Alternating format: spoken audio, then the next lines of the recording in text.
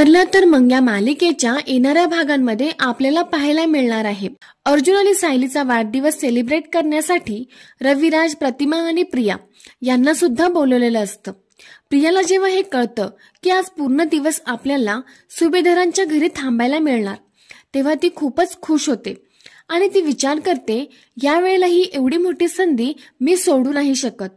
मला पूर्ण दिवस मिळणार आहे आणि आता मला काहीही करून अर्जुन आणि सायलीच्या कॉन्ट्रॅक्ट मॅरेजचे पेपर शोधून काढायला हवेत।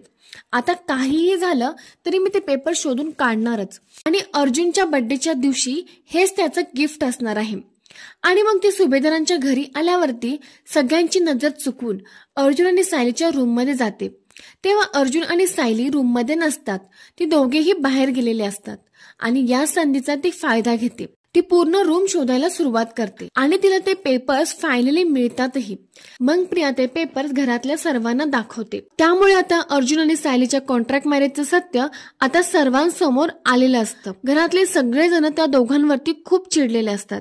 तर प्रियामुळे हे कॉन्ट्रॅक्ट मॅरेजचे पेपर सर्वांच्या हाती लागले। सायली आणि अर्जुन ही दोघीही जेव्हा घरी येतात तेव्हा कल्पना त्यांना म्हणते, खूप प्रेम आहे ना तुमचं एकमेकांवर, बोला ना, आहे ना प्रेम? अर्जुन म्हणतो, हो आहे ना प्रेम। आणि अर्जुनचं असं बोलल्यावरती कल्पना रागाने अर्जुनच्या जोरात कानाखाली देते आणि म्हणते, खोटं, हे तुमचं लग्नासारखंच खोटं आहे। सायली मध्येच बोलायचा प्रयत्न करते पण कल्पना तिला थांबवत म्हणते, बाहेरच्या माणसाने यात पडू नये।